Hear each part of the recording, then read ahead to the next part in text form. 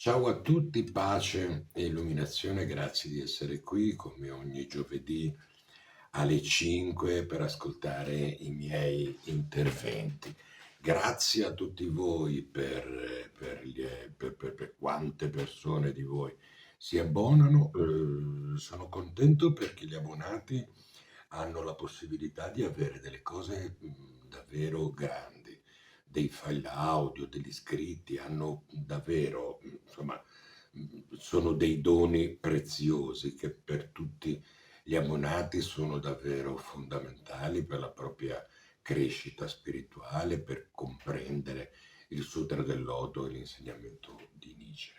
E vi volevo anche ringraziare per che cosa? Vi volevo ringraziare per tutti i commenti che mi fate. I vostri commenti sono importanti perché mi dicono come la pensate, come prendete quello che io faccio, no? E quindi questo è molto importante. Oggi ti voglio parlare di una cosa che non se ne parla quasi mai, o non ne parlo quasi mai, a parte aver dedicato proprio un corso stabilito in questo canale per il Sutra del Loto, no? Io ho pubblicato, ho tradotto in lingua corrente. Che cosa vuol dire in lingua corrente? In un linguaggio molto più semplice, un linguaggio molto simile a come noi parliamo, no? Ho tradotto il Sutra del Loto e l'ho pubblicato con mia edizione. Una pubblicazione che è andata benissimo e sta andando benissimo, ha avuto tantissime vendite e continua ad averle. Se non l'hai ancora e vuoi davvero capire il Sutra del Loto, quella composizione lì, quella composizione, quella pubblicazione lì davvero ti dà la possibilità di capirlo, perché tanto poi all'inizio io spiego le differenze tra Shakyamuni e Onmuk, è una cosa molto importante, poi ne parliamo, no? Ma poi, essendo in un linguaggio molto più, diciamo, vicino al nostro modo di parlare, ti dà la possibilità di leggere e leggerlo in maniera più chiara, più, più tua, più vicino. Il Sutra del Loto è un insegnamento che è complicatissimo. È complicatissimo, difatti non se ne parla mai perché sono pochi che sono in grado davvero di parlarne, no? Difatti la grande fortuna è quella di incontrare dei maestri che ti possono parlare del Sutra del Loto e spiegarti alcune cose molto importanti. Perché?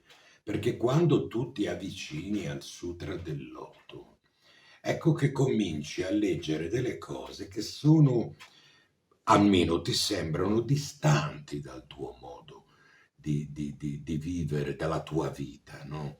Senti parlare di bodhisattva, no? Senti parlare di personaggi che non riesci a ritrovare nella tua vita, ma con l'aiuto di un maestro, con l'aiuto di qualcuno che veramente lo conosce il Sutra del Loto, tu puoi veramente andare al di là e allora ti rendi conto che perché il Sutra del Loto è considerato il re dei sutra. Nel Sutra del Loto noi troviamo un sacco di personaggi, no?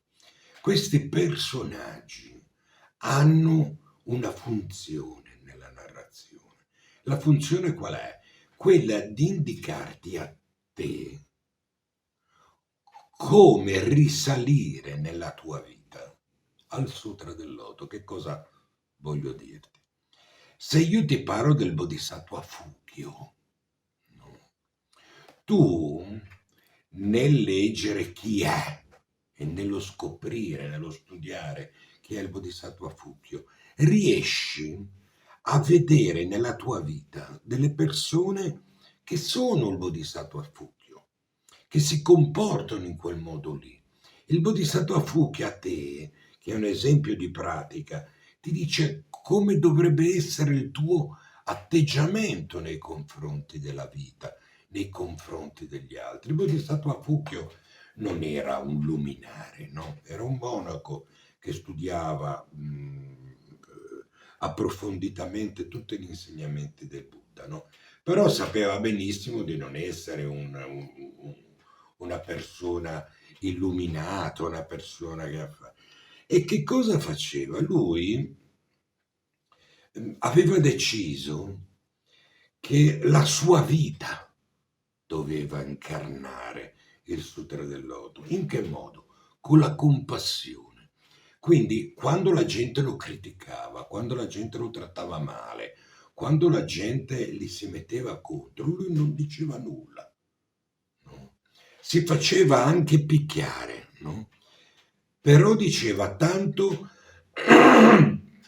tutti avete la possibilità e la capacità di diventare dei Buddha, di conseguenza io mi inchino a voi. Vedi questo atteggiamento, no? Che cosa ti dice?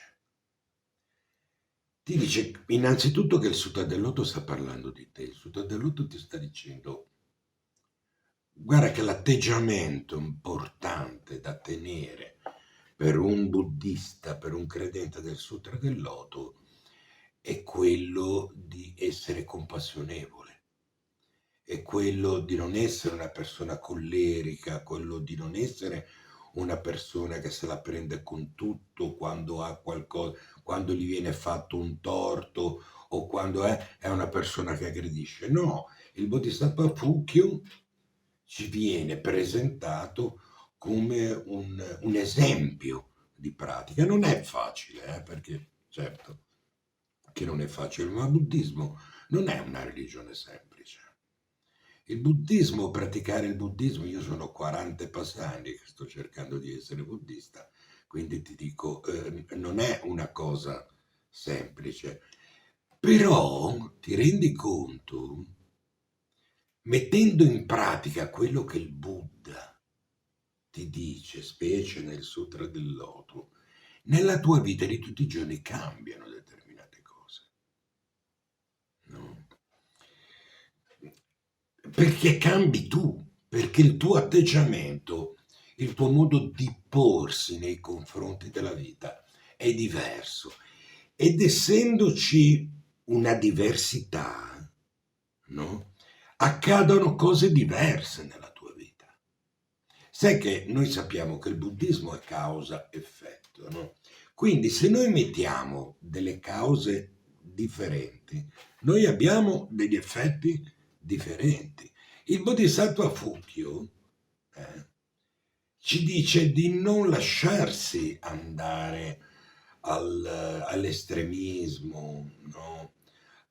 Io ho capito, io so quello che dice lui, quello che dice l'altro, non è così, non è dei noi, questo non appartiene al buddismo, no? Il Bodhisattva Fukyo dice tutte le persone che io incontro, anche se sono contro di me, se non sono come me, non importa. Io mi inchino e gli dico, tanto voi, mi inchino a voi perché voi avete la possibilità di diventare dei Buddha. Questo fa bene a lui come persona, no? Perché non vive col rancore, non vive con l'arrabbiatura, non vive nella rabbia, no? Ma poi lo aiuta perché? Perché gli fa vivere il Sutra del Loto. Quando tu ti comporti seguendo gli insegnamenti del Sutra del Loto e cerchi di metterli in pratica, la tua vita cambia. Perché cambi te, cambia il tuo modo di vedere la vita, di vedere tutto quello che ti accade, no? E cambiando il tuo modo di vedere, cambia anche la tua reazione, no? Allora capisci che quello che magari ti ha fatto questo, ti ha detto quell'altro, in quel momento non è in sé, no? Puoi dire, vabbè, girarsi dall'altra parte, fare, perché il punto è questo, no? Se noi vogliamo praticare non significa mettersi davanti al nostro altare e fare Daimoku e puoi fare quello che si vuole, no? Perché se tu fai Daimoku e nella tua vita di tutti i giorni non sei così come ti sto dicendo, come ti sto elencando, tu non stai praticando, anzi tu stai offendendo il Sutra del Loto, perché non stai vivendo il Sutra del Loto. Sei un nemico del Sutra del Loto, quindi è inutile che tu ti metti a praticare per avere questo beneficio o quell'altro, perché le cause che tu stai mettendo non sono belle, quindi non hai dei, dei begli effetti. Quindi è importante che tu ti renda conto che sì, la pratica è Nammyo Renge Kyo, la pratica è il Gongyo, qualsiasi sia il Gongyo che tu fai, no? Ma cosa è importante comprendere, e qui ci vuole davvero la fortuna di avere qualcuno che te lo dice, qualcuno che ti aiuta a capirlo, è che il Daimoku ti deve dare la forza per comportarti nella tua vita come dice il Sutra del Loto. Seguendo il Daimoku ti deve dare la forza di vivere il Sutra del Loto nella tua vita. Perché se tu esci dalla tua camera, no? Dopo che hai fatto Daimoku e sei incazzato perché sei in ritardo, la macchina non si accende, devi fare benzina, no? Quello lì che ti passa davanti e dici maledetto te e chi è come te, no? Lì no? Hai perso del tempo, potevi dormire un'ora di più e se ti avrebbe fatto meglio che fare Daimoku, hai capito? Perché fai attenzione, è stata una fortuna incontrare il Daimoku, ma incontrare il Daimoku e non comprendere l'importanza e che cosa sia davvero il Daimoku è una grande sfiga, perché tu allora lo offendi il Daimoku e non metti una bella causa, quindi stai attento perché poi nella tua vita te la ritrovi, a me è successo, credimi. Te lo dico perché io parlo sempre, tu lo sai, no? Le persone che mi seguono lo sanno, io parlo sempre per esperienza personale, no? Li ho pagate queste cose qua, no? E fortunatamente ho avuto la fortuna di avere dei grandi maestri, maestri anche molto conosciuti in questo ambiente, no? E certo, l'ho cercati, l'ho trovati e poi ho avuto la fortuna, l'umiltà di seguirli, perché i maestri quando sono bravi, quando sono grandi, alle volte ti fanno anche incazzare, hai capito? E allora ti verrebbe voglia di andartene, ma poi capisci se sei umile che invece devi restare lì perché c'hanno ragione loro. Quindi fai attenzione nella tua pratica, perché tanti io li vedo, dicono, io pratico, non vedono l'ora di fare gonghi, perché dicono, "No, poi abbiamo praticato e poi escono, bevono, vanno al pub, no? Bo, si impetroniano, no? Mangiano fino a far schifo, no? Quelle non è la pratica. No. Tu hai dato un calcio al Sutra del Loto, tu hai dato un calcio al Daimoku. Cioè, è buddismo. So che a te ti è stato detto che l'unica cosa che conosci del buddismo è il buddismo di Nietzsche, ma informati, informati perché leggi delle cose del buddismo, no? Io ti ho parlato di questa mia pubblicazione del Sutra del Loto, ci ho messo degli anni per fare questa pubblicazione del Sutra del Loto. Ce n'era altri, c'era la versione della Burra, c'era la versione dell'Esperia, ma non sono comprensibili da tutti, no? Poi non ti mettono, come ho messo all'inizio, determinate cose che ti danno davvero la possibilità, quando poi incominci a leggere il Sutra del Loto, di cominciare a capirlo come la differenza tra Shakyamuni e Onmo, che è importantissimo, sono due sezioni del Sutra del Loto, no? Shakyamuni e Onmo. Nichiren ha incentrato il suo insegnamento sull'Onmo, che va dal 15° del capitolo in su fino alla fine. Se tu non sai quali sono gli insegnamenti ci sono nello Shakyamuni, nella porta dell'origine, e nell'Onmon, non stai facendo Daimoku, hai capito? Lo so che ti è stato detto che la pratica è fai il Namyo Renge Kyo e ti succede questo e ti succede quell'altro. Non è così, mi spiace. Io l'ho creduta questa cosa qua, l'ho creduta, l'ho praticata anche per un sacco di tempo.